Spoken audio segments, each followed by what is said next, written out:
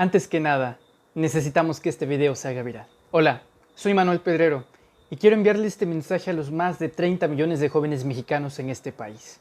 Probablemente ya me conozcas. Si sigues mi trabajo, sabes que colaboro en diferentes espacios digitales y también escribo en ellos. Por otro lado, si todavía no me ubicas, tal vez también me hayas conocido por dos videos que se hicieron virales.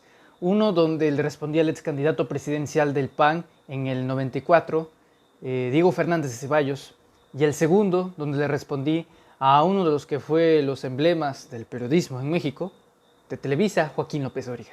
Las reacciones a ese video fueron masivas. Por un lado, el 95% de las personas estaban muy contentas de que un joven tomara su cámara, su celular, justo ahora como lo estoy haciendo, y opinara y confrontara este tipo de personajes. Sin embargo, el otro 5%, que desde luego estaba dentro de lo esperado en ese espectrograma, tenían comentarios desde luego en contra. Al parecer les enojaba, les enfadaba mucho que un joven confrontara este tipo de individuos, que les respondiera a los políticos, a los periodistas. El comentario constante era, o sigue siendo, porque sigo recibiendo muchos de ellos, es: ¿tú qué vas a saber, niño? Ni siquiera te sabes limpiar los mocos. Tú ni siquiera viviste esas épocas. A ver, ¿por qué opinas del FOBAPROA si ni siquiera estuviste en el 94? Cuando apenas naciste yo ya estaba trabajando. Y varios tipos de ese comentario. ¿Por qué les comparto esta introducción? Estamos a 20 días de una oportunidad histórica, de algo que no tiene precedente, de una oportunidad irrepetible, ineludible,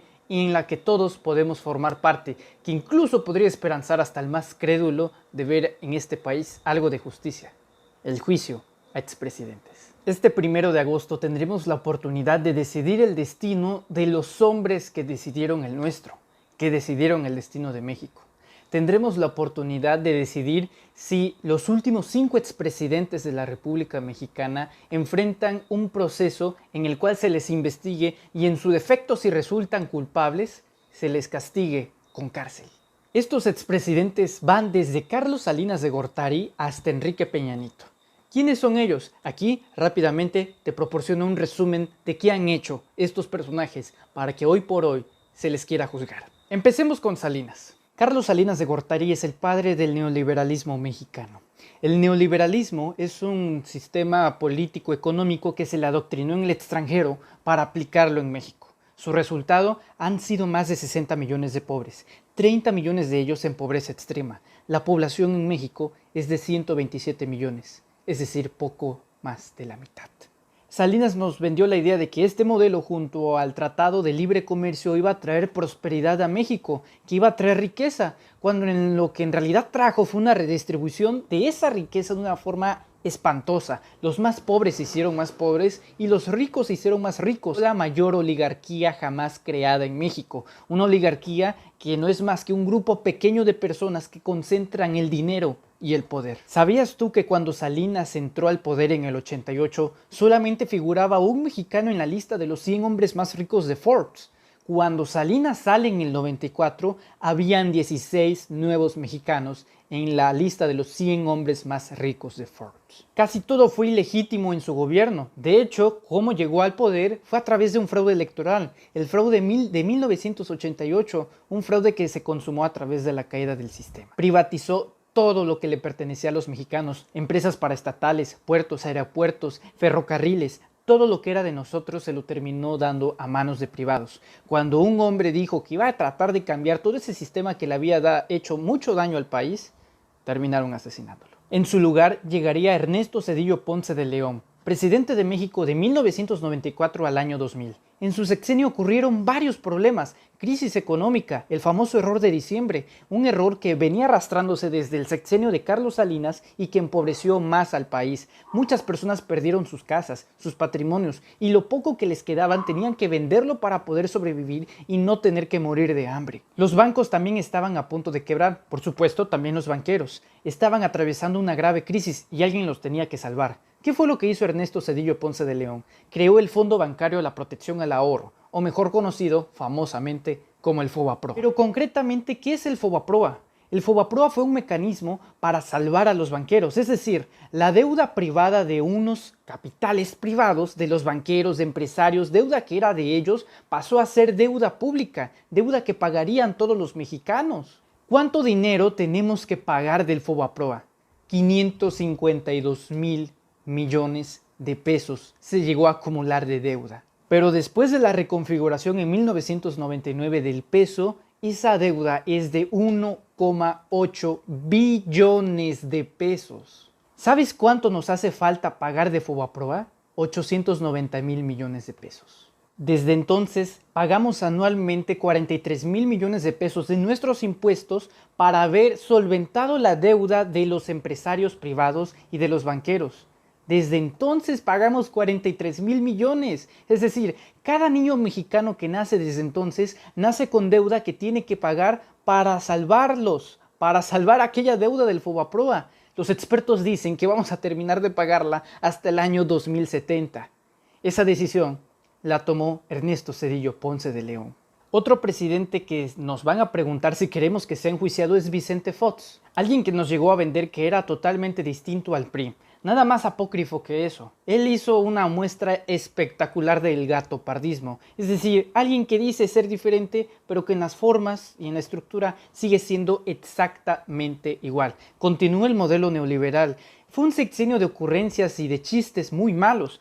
Dijo que podía solucionar el problema de Chiapas, el problema del ejército zapatista en tan solo 15 minutos y en 6 años nunca lo logró. Se subordinó a Estados Unidos, concretamente a George W. Bush. Recordar el famoso episodio diplomático fatal, inédito, nefasto, que protagonizó con el aquel entonces dirigente del país de Cuba, Fidel Castro, el famoso "come si te vas". Durante su sexenio se le escaparía en el que en su momento fue el criminal más buscado de todos los tiempos, Joaquín Guzmán Loera, mejor conocido como el Chapo Guzmán, hecho que desde luego acrecentaría la violencia no solamente en su sexenio, sino en todo el país y desde entonces hasta nuestros días. Este personaje que se autodenominaba demócrata, falso nuevamente, porque en el año 2005 intentó darle un golpe en aquel entonces era el jefe de gobierno, Andrés Manuel López Obrador, para que no compitiera en la presidencia de la República. Esto se debió a que él lideraba y era el puntero en las encuestas para las elecciones presidenciales de 2006. Desde luego que no le funcionó porque López Obrador arrastraba una gran masa popular, arrastraba una gran convocatoria y trató de desaforarlo, trató de que no participara en las elecciones de 2006 para posicionar al candidato del PAN, es decir, a su candidato, al candidato del partido, y cometió un terrible error. Puso literalmente a un monstruo en la presidencia de la República. Terminó poniendo a Felipe Calderón. Felipe Calderón, un hombre que no debería de estar enfrentando un juicio aquí en México o en Estados Unidos, sino en La Haya, enfrente de la Corte Internacional por crímenes contra la humanidad. ¿Sabes por qué tu mamá, cuando estás con tus amigos en la calle, ella se preocupa de que te secuestren o asesinen? Por culpa de este señor, de Felipe Calderón.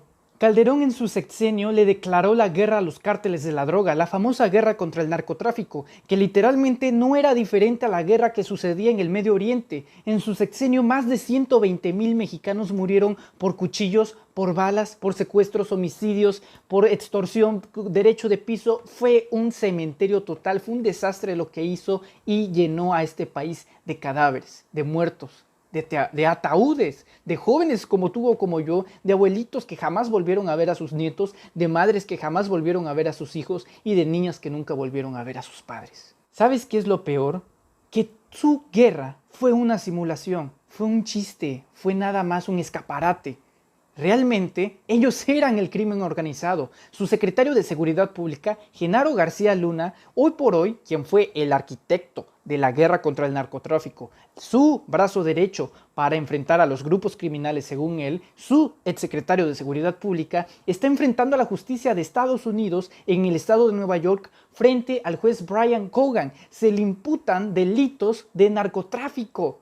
Es decir, Brian Cogan es el mismo juez que sentenció a Joaquín Guzmán Loera, el Chapo Guzmán, el mismo juez que condenó a cadena perpetua a Joaquín Guzmán Loera.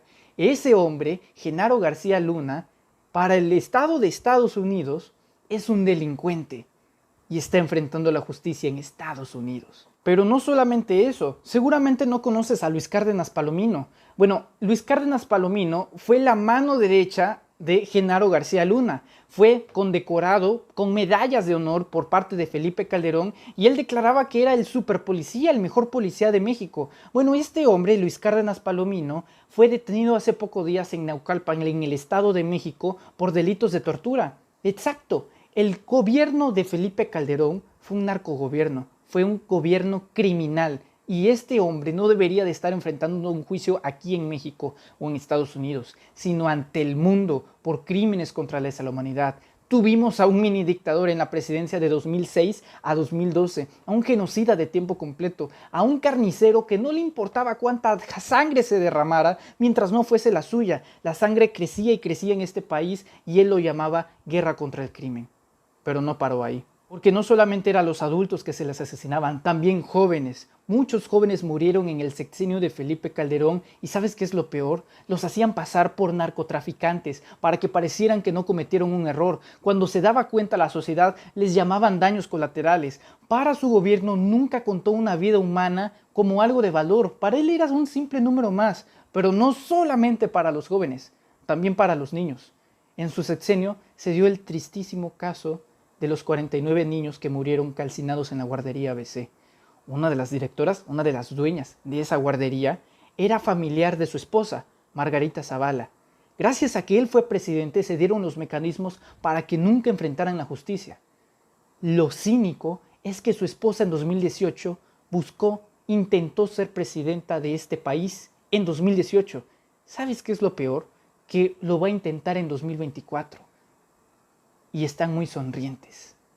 Tienes la oportunidad de quitarles la sonrisa este 1 de agosto. Todos estos hombres que acabo de mencionar son repugnantes, nauseabundos, asquerosos, corruptos, cínicos, asesinos, traidores. Ahora imagínate todos esos elementos en una sola persona. Enrique Peña Nieto. Probablemente el presidente más corrupto de la historia moderna de este país, y no estamos bromeando. Un presidente que literalmente salió de una televisión, de la televisora, del Televisa, un producto creado por la televisora para vendérselo a la sociedad mientras todavía no existía la pluralidad de las redes sociales. Los medios nacionales e internacionales lo vendían como El Salvador. Time le dedicó una portada con el título Saving Mexico, pero en los hechos, en la realidad, es que este país, si se encontraba en el quinto infierno, él se encargó de mandarlo en el 11º. Él continuó con la guerra de Felipe Calderón y apadrinó una nueva generación de políticos priistas que se encargarían de llamar o de bautizar el nuevo PRI. La mayoría de esos gobernadores que conformaban esa nueva generación actualmente hoy o están presos o están prófugos. Su gabinete estaba infestado de corrupción. Un ejemplo, Emilio Lozoya, exdirector de Pemex. Él está arrestado por recibir sobornos de Odebrecht, una empresa brasileña corrupta que financió la campaña de Enrique Peña Nieto en 2012. El propio Emilio Lozoya confesó que le pagaron a diputados para que se aprobara la reforma energética, 5 millones de pesos. Entre esos diputados está Ricardo Anaya. Otro ejemplo de corrupción en su muy pestilente administración fue Rosario Robles, exsecretaria de Desarrollo Social, la famosa Cedesol, que hoy no existe. Ella fue la que dirigió uno de los inventos más corruptos estratégicos llamado la estafa maestra, una triangulación de dinero que desapareció millones y millones de pesos. Pero él mismo no se iba a quedar atrás. Recordemos eventos como la Casa Blanca, una casa de millones de pesos que nunca se esclareció de dónde venían. Recordemos también cómo se subordinó ante Estados Unidos frente al presidente Donald Trump cuando él ni siquiera era presidente de Estados Unidos, cuando era candidato, lo invitó como si hubiera sido un jefe de Estado a Los Pinos. Aun cuando nos había llamado violadores, este hombre se puso de tapete para que viniera a México y siguiera haciendo exactamente lo mismo. La represión, las masacres, el sello personal del PRI continuó en su administración de 2012 a 2018. Recordarás el famoso gasolinazo que en el 1 de enero de 2017 soltó muchas protestas, hubieron saqueos, desestabilización política y básicamente una gran ingobernabilidad por parte del PRI y por parte de él. Pero posiblemente lo que más marque a su sexenio y al nombre de Enrique Peña Nieto y posiblemente a todos los expresidentes que acabamos de mencionar sea el caso de los 43 estudiantes de Ayotzinapa. Desaparición forzada, asesinato. No hay respuestas más de 6 años después. y es un reclamo popular, una herida que nos recuerda a los fantasmas de los jóvenes de 1968 exigiendo justicia de la misma forma que en aquella noche de 2014. Estos son los personajes que pueden ir a prisión si la gente vota que sí en la consulta ciudadana de juicio a expresidentes este 1 de agosto. Pero ¿qué crees? Ellos están aterrados, tienen mucho miedo. Mira, te doy un ejemplo. Salinas y Zedillo no tienen redes sociales, pero Fox y Calderón están desesperados. Mira el Twitter de Vicente Fox, está literalmente aterrado, suelta diarrea verbal todos los días en su medio digital, criticando la consulta, llamando a la gente, a los millones de mexicanos que simpatizan con el movimiento de la 4T o incluso que no lo hacen como chairos, refiriéndose a ellos de forma despectiva. Sí, a la misma gente que gobernó ahora las insulta porque tienen la capacidad ahora de este 1 de agosto de mandarlo al bote para enjuiciarlo, pero primero investigarlo, y para que eso ocurra se necesita que se realice la consulta. Enrique Peña Nieto está solo, tiene depresión y está viviendo en España en una mansión gigante, y la única forma para hacer que regrese de España a México es iniciando una investigación en su contra. ¿Cómo? Votando que sí en la consulta ciudadana de juicio a expresidentes. Hay una campaña muy bien elaborada para que la gente no participe en la encuesta, para que la gente no participe en la consulta, sobre todo los jóvenes. No quieren que participen los jóvenes porque saben que somos mayoría y que nosotros vamos a ser el factor determinante para que sea vinculatoria, para que esta consulta se lleve a cabo. Hay muchos factores en contra para que no se pueda realizar esta consulta, principalmente porque no se está promoviendo lo suficiente. Televisa y Azteca ni siquiera la mencionan, y para empezar los políticos de la oposición la están desprestigiando. Por ejemplo, Ricardo Anaya. Ricardo Anaya te dice, él como político joven y que quiere conectar contigo para que votes por él en 2024, pero es un falso político, es lo más antidemócrata que puedes creer, es nada más un personaje superfluo. Te dice que esa consulta va a costarte 500 millones de pesos, que van a ser 500 millones de pesos tirados a la basura. Falso. Eso no es cierto. Tú no vas a pagar un solo peso por esa consulta ciudadana. Aparte, el gobierno federal, es decir, el gobierno de Andrés Manuel López Obrador, no va a poner un solo centavo para que se realice esa consulta. Esa consulta se va a financiar con el presupuesto que ya tiene el Instituto Nacional Electoral programado para este año. De hecho, se pudieron ahorrar ese gasto haciendo el mismo día de las elecciones del 6 de junio la consulta ciudadana,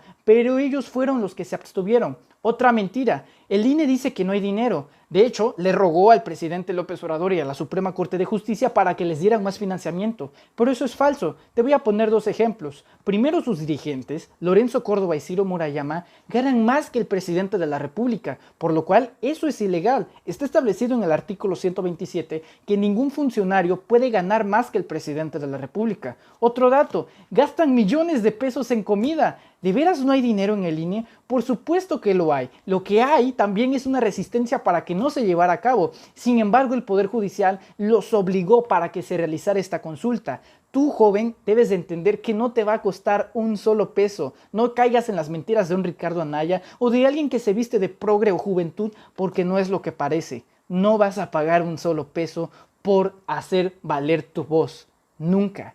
No te creas eso. Otra mentira que están promoviendo es que esto se trata de alguna especie de venganza política. Falso. De hecho, el presidente de la República, López Obrador, se ha pronunciado a que va a votar en contra, que está en contra de este ejercicio de la pregunta, no de la consulta como tal. Está en contra de que se enjuicie a los expresidentes. Así que no hay una tal venganza política. Tanto es así que en el año 2020, es decir, el año pasado, millones de personas se reunieron para que esta consulta se llevara a cabo. Te explico. Para que este tipo de consultas sean constitucional, se requiere un mínimo de firmas, algo así de 1.600.000 firmas. Bueno, el año pasado se reunieron 2.100.000 firmas y las reunieron ciudadanos como tú o como yo. No el presidente, no el gobierno, ciudadanos de a pie, como tú o como yo. Es una exigencia popular, es una consulta ciudadana, no una consulta gubernamental. No existe tal clase, persecución o venganza política. Es la rendición de cuentas de los actores políticos del pasado, de los expresidentes de la República que lastimaron a tu país. Tal vez seguramente hayas visto en comentarios de Facebook o en videos de YouTube o algún político chafa te haya dicho: la ley no se consulta, se aplica. Desde luego, esto tendría sentido en un país de leyes, en un país donde sus leyes sean sólidas, donde el orden jurídico supremo sea sólido, donde no haya impunidad. México no es un país de leyes, las leyes no funcionan. Te pongo un ejemplo, el gobernador de Tamaulipas, Francisco Javier García Cabeza de Vaca, un gobernador panista que está acusado de varios crímenes, evasión fiscal, peculado, asociación criminal, entre otros. Hasta el día de hoy, la Fiscalía General de la República no lo ha podido detener porque su bufete de abogados, que por cierto es extranjero, con los recursos del estado de Tamaulipas le paga a abogados de Estados Unidos para que lo asesoren judicialmente, legalmente. Y han hecho miles de marometas para que él no vaya a prisión. Desde luego que la ley no se consulta, sino se aplica. Pero aquí la fortaleza está en que estaremos destinando recursos y redireccionaremos los esfuerzos de la Fiscalía General de la República para que los expresidentes paguen. Desde luego, ojalá que pronto podamos llegar a un país donde no tengamos que consultarle a la gente si se tiene que aplicar la justicia. Hoy por hoy es un gran ejercicio democrático que hace valer tu voz. Y no es ninguna especie de circo, es un acto de rendición de cuentas. Si has llegado a este punto del video, tal vez te preguntes siendo joven, bueno, pero ¿por qué tanto escándalo? ¿Por qué es tanto escándalo? Es decir, si la gente vota, mayoría que sí, se va a realizar y tan, ¿no? No es tan sencillo como parece. Para que la consulta sea vinculatoria, es decir, sea aprobada, sea legal, se proceda, se necesita el 40% del padrón electoral.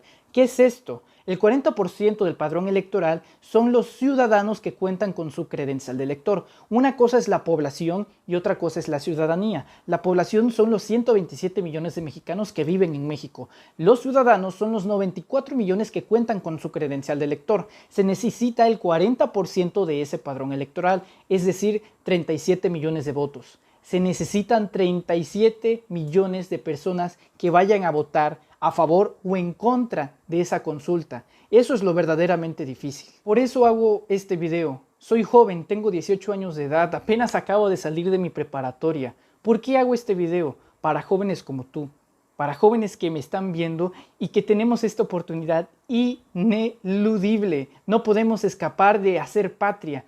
Esto lo hago porque tus abuelos sufrieron bajo estos regímenes, bajo estos gobiernos. Tus padres sufrieron bajo estos gobiernos. Vas a tener que pagar una deuda que tú no escogiste y tendrán que pagarlo tus hijos, van a tener que pagarla tus nietos. Esto no lo hagas por lo que crees que pueda llegar a pasar, sino por hacer justicia por aquellos que nos hicieron daño a nosotros. Por un país donde está tu abuelo, tu madre, tu padre, tu pareja y donde si tú lo decides, crear familia en este maravilloso país, tus hijos, tus nietos y tu descendencia, es decir, todos los que amas. Necesitamos que todos los jóvenes posibles voten, que millones de jóvenes voten en esta consulta. Nos van a decir que es imposible, ¿ok? Te van a decir que es imposible conseguir las 37 millones de firmas, pero te voy a decir algo. Los mexicanos, como tú, como yo, somos hijos de lo imposible. Mira, nos dijeron que iba a ser imposible sacar al PRI de Los Pinos en 2018 y sacamos a Peña Nieto de Los Pinos.